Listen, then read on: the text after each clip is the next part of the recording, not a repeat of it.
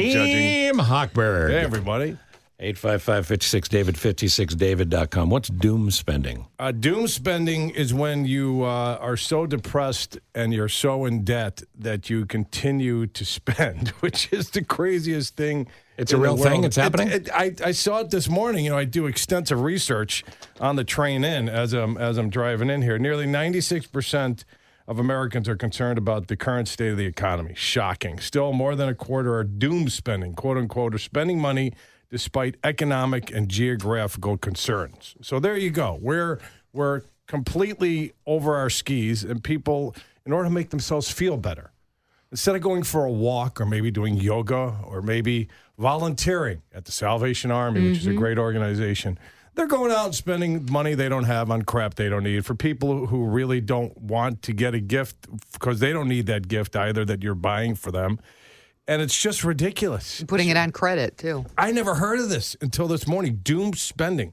So there you go. Rather than cut expenses. Can I just, are you taking follow-ups? I have a follow-up. Yeah, go ahead. Yes, please. If it's doom spending, you do still have to pay it back, right? That's the problem. Oh, okay. Exactly. Okay. Rather than cut expenses, 73% of Gen Zers say they would rather live in the moment. Okay? They'd rather live in the moment. Wow. Even though the Gen Zers complain about how expensive things are and they can never afford a house because everything's so expensive, but they'd rather live in the moment. Okay? It was just like the previous generation. I want the experience. I want to go. I want to live in Gold Coast. I like this new character he's doing. I do haven't heard too. this before. I want to go to Hyde Park one year because I just want to experience the different areas of Chicago. Okay? It's like, what? But you got to pay to live there. Yeah. You got to move. You got to hook everything up. You got to schlep all your crap all over. But I just want the experience. I want to go. I want to travel. I don't want to save any money. I just want to spend everything. Do you have a feeling, as I do, that there's someone in David's life he's doing right now that maybe he saw over the Thanksgiving holiday? A long-lost relative. All right, so don't doom spend. Don't spend money on things that you don't need with money you don't have. It's really that simple. And they're doing this while their 401 balances are falling through the floor. Oh, my gosh. The 401 balances. Here we go. Americans are raiding their retirement accounts to make ends meet, and that's going to cost them big time down the road. Partial withdrawals from 401ks soared 30% last year. That's according to a recent National Desk study. I forgot where I pulled this from. And explain to people why they should treat their 401k as a last resort for withdrawals. Well, because if you get fired, typically what happens with the 401k, and check with your HR department, if you get fired from that job, that loan that you have out, I love 401k loans. Take a loan against your 401k, pay yourself back at 7-8% to pay off 25 to 30% credit card debt. Smart move, okay, in my personal professional opinion. But the challenge is, and I always tell this to the borrowers that come to us want recommendations to get the credit scores up before we refinance them or buy a home, is that if somewhere down the line you lose your job before that loan is paid back, that becomes taxable income in the year that you got fired. And that could push you over the income levels, depending upon what tax bracket you're in, and you could have more taxable income. And you might owe the IRS more money down the road. So the tax hit. It's a tax hit.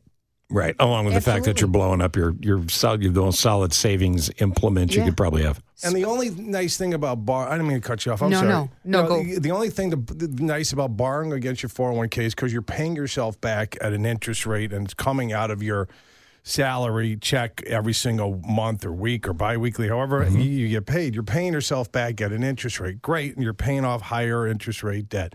Great. If your job's secure, I like that move, right? It's a good move. Challenge is the listeners that I'm talking with the past couple of weeks, I'm like, hey, you got a 401k? Yeah, I've been at the job. I'm like, can you take a look? I already got one.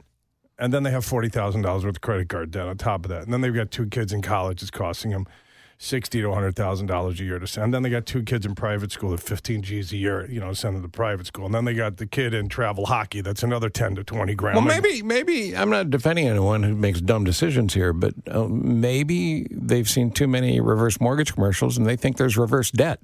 The more debt you take, the less debt you have. Maybe they don't get it. Maybe or it just goes away. Maybe they were bad at math.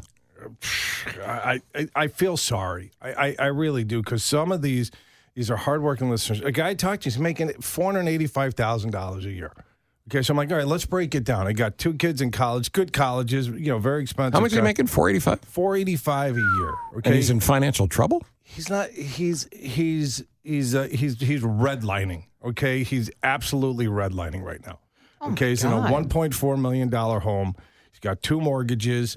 Listen, these are your listeners, okay? These are my clients. These are and I'm glad they're calling me because I'd rather them call me instead of call somebody else and they try to wedge them into something that's not in their financial But at best interest. $485, you are in the top 1% of America. It doesn't matter, Steve. And at $485, it seems like you sit down with him and gently explain, as you are known to do. Yeah. You got to cut back, pal.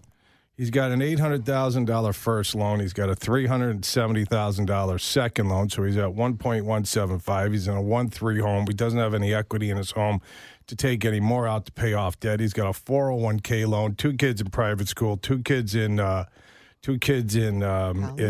very, very expensive colleges, and $40,000 worth of $20,000 worth of credit card debt, and 2 cars. I'm sorry, 4 cars because he's got kids all over the place. And Talk he's about paying for cars. overspending. Wow. Yeah, I'm like, dude, It's doom spending right there. I laid it all out. I'm just like, well, here's where you're at, and I could see where he's over the skis. I'm like, all right, you make $850, the wife makes $100,000. Okay, boom, boom, boom. After taxes, you're taking home $30,000 a month. It's all gone. I mean, so It's crazy. It's all gone. Yeah, you got to cut back. It's all gone. When we come back, we'll talk to the rest of you that aren't making $485, and that'd be all of you. Right. And I've got some inflation questions to ask, some house questions to ask, and conforming loan limits went up, which is huge. Yeah. Which is huge. yeah, let's talk about that. And also, if money can buy happiness. and can money buy happiness? And the question of the day: worst gift to give your partner, either advice or something you did that you want to confess. First, it's time for this. Andrea, another financial question. Oh, I wanted to know the personal finances, Yeah. the story today. Can money buy happiness? 60% of adults say yes. I'm included in that too. Yeah. Well, that goes back to the doom spending, right? That you have listeners who are spending money to make themselves feel better. Right. When they don't have the money to spend and they're buying stuff that they don't have the money to cover. Well, so that's what, and like I said, when I came in, why don't you go for a walk, right? Volunteer your time, listen to a podcast, whatever. I mean, do something to make yourself feel better instead of spending money you don't have and crap you don't need. So kind of to coincide with that, though, the new conforming loan limit set Oh, that's big news. Yeah, explain. Yeah. Talk Okay, about so that. I got into the industry 23 years ago in August of 2000. The conforming loan limit, Fannie Mae, Freddie Mac conforming loan limit was $174,000, something like that.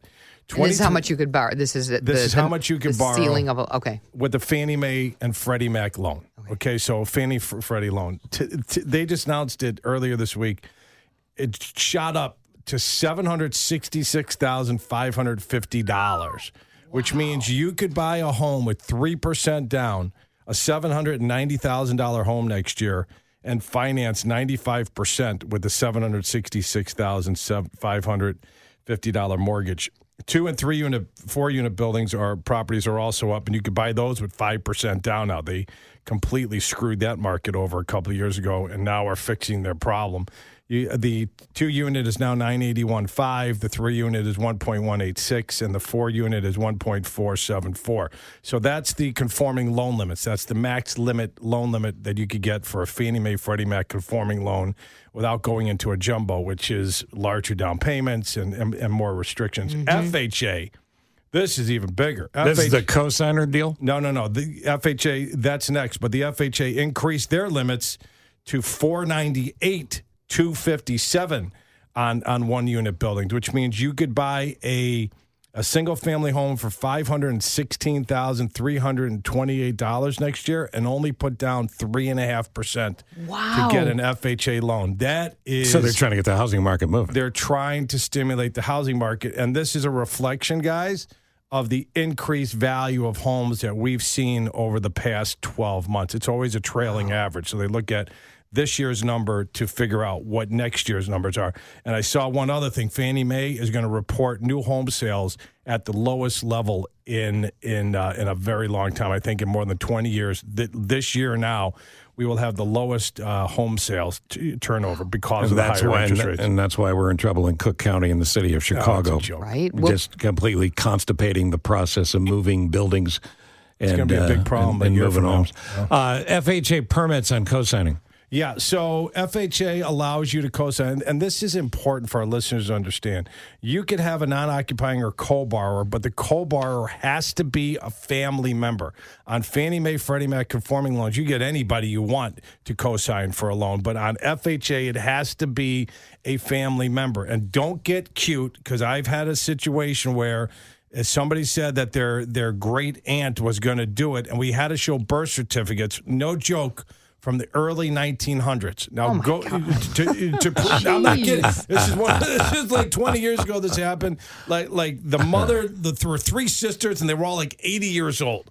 Okay, so I'm trying to find a birth certificate from the early 1900s. I'm like, where am I going to pull this out of my rear end? The lady's 80 years old, giving her grandniece a gift. I'm like, stop yourself. So she had to go down to the county that she was born in, right? And go to the records, and go to the records department, and she pulled out a birth certificate. So don't play games. You know, it's got to be a blood relative, or if you're married into something.